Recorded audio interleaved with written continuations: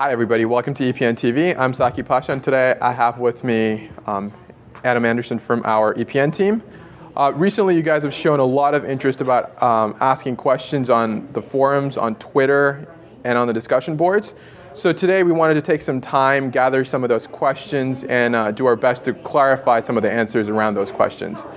So Adam, what questions do you have for me? So the first question comes from EMV. The question is, recently my earnings tanked with relative to the same clicks.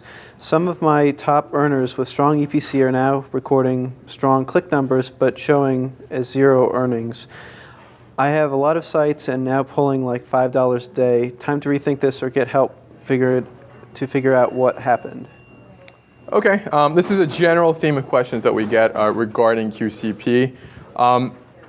So although we can't answer the publisher-specific questions, I can touch a little bit more on what QCP is trying to solve for. So there have been situations in the past where a publisher will drive a large volume of clicks, but at a very low EPC can go down to zero. At the end of the day, what we're trying to solve for in QCP is that we're valuing converting traffic, number one. We're also valuing traffic that converts close to the click. We also look at the ASP, the value of the price of the items that the publisher ultimately sells. And then we also look at other metrics such as ACRUs, which are registered users on eBay, and so on and so forth. For publishers also, we'll benchmark them against other similar publishers, so we treat them fairly. And make some other adjustments just to make sure that at the end of the day, the EPC that we're paying out to our publishers is fair. One thing that I do want to highlight, though, is it would be easy for eBay to basically pay a certain fraction of the final value of the item that converts. But as you know, eBay is an interesting auction marketplace where latency windows are often longer than a 24-hour period.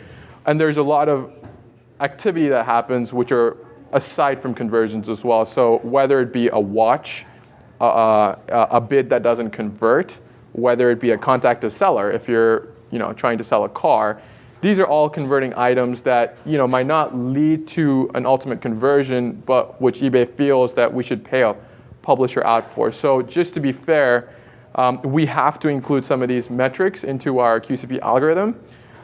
So once we collate all this up and we value a publisher, there could be situations where nothing is converting or conversions are happening too far out from the click window, in which case the EPC could go down to as far as zero. All right, that sounds good. So moving on to the next question, Adam, we have a question from Y-Intercept on local markets. The question is, eBay is great for general markets. Do you have any suggestions on marketing eBay to a highly targeted local market? Yeah, so there are a couple ways to answer this.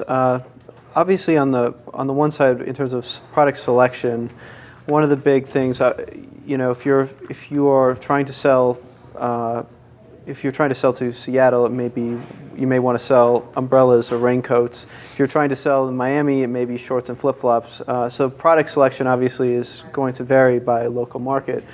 But in terms of the ePN tools and the things that we're able to provide for publishers, one of the best ways to target a local market is to focus on products available in that local market. So through Custom Banner, there's a filter to filter by zip code of the buyer. So if you're targeting a specific market, you can actually limit it to a certain radius of that postal code, and I believe it works for a number of different countries, not just the US.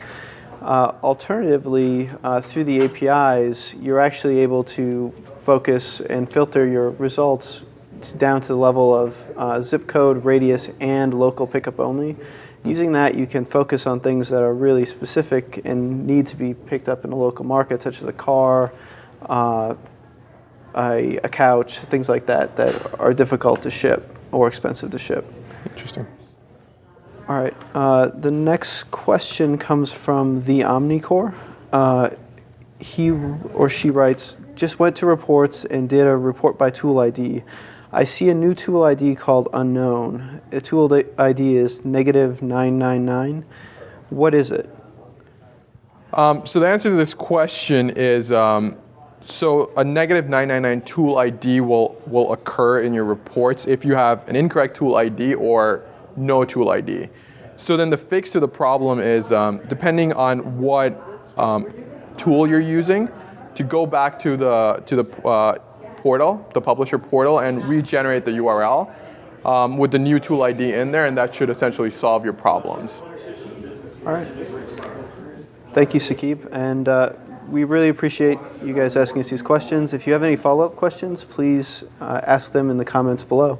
Thank you. Thank you.